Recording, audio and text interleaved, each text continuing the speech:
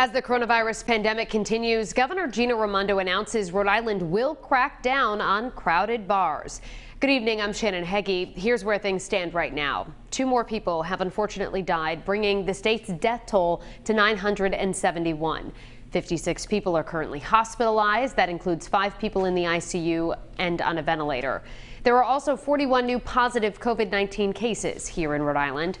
Eyewitness News reporter Kim Kalunian is live in Warwick with what the governor says will happen to businesses that don't comply with health orders. Kim? Well, Shannon, summertime is here, and so are the visitors to our shops, restaurants, bars, and beaches. And while the governor says this past holiday weekend went off pretty smoothly, there will be some changes for those who are not following the rules.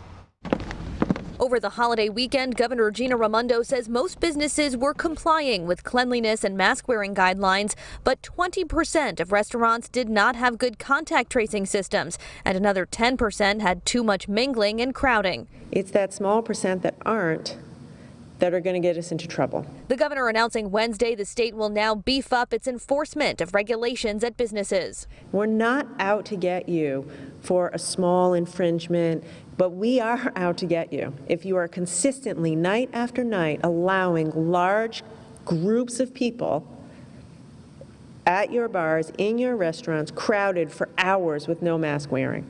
The governor says businesses that are found to have an egregious disregard for the guidelines will face a compliance order or fine for their first violation. A second time would result in a fine or having their business shut down.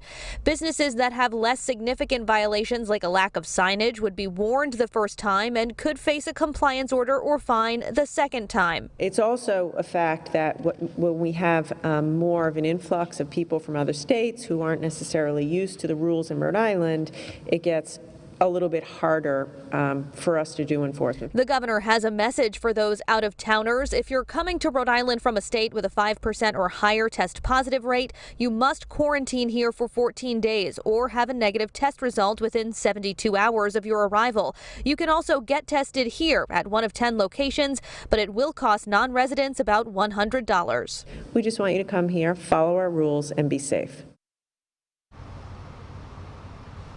And right now on our website, WPRI.com, we do have a list of those testing sites and the states that are affected by that order. Rhode Island continues its road to reopening tonight, and today visitations were allowed at nursing homes for the first time since March. Good evening, I'm Shannon Heggie. As businesses continue to reopen, we're learning what help is available to those businesses hit hardest by the coronavirus. Eyewitness News reporter Kim Kalunian is live in Warwick with the details. Kim? Well, Shannon, just yesterday, Lieutenant Governor Dan McKee held a press conference alongside the Rhode Island Small Business Coalition. They're calling for small businesses to receive 10% of the more than $1 billion in federal coronavirus relief money that the state has received so far.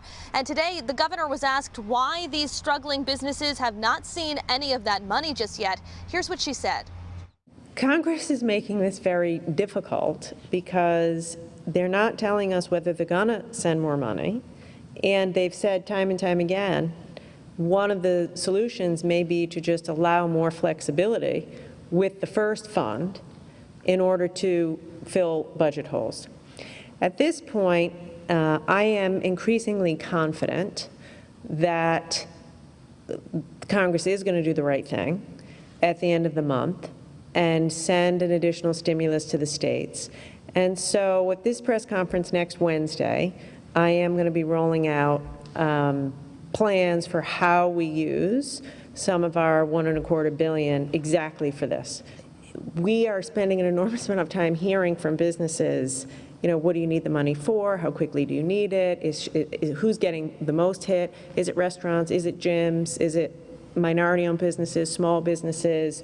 So we're putting the, I guess, final touches on our proposals.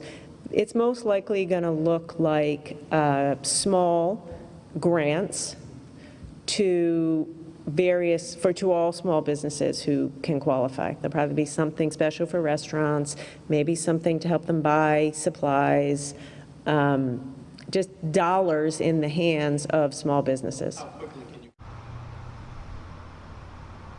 And the governor reiterated a point again today that she's made before. If the state has to try and balance the budget without any additional funding from the federal government, she said it will result in layoffs and cuts that she called crushing to all Rhode Islanders. Congress is scheduled to reconvene later this month. Live in Warwick, I'm Kim Kalunian, Eyewitness News.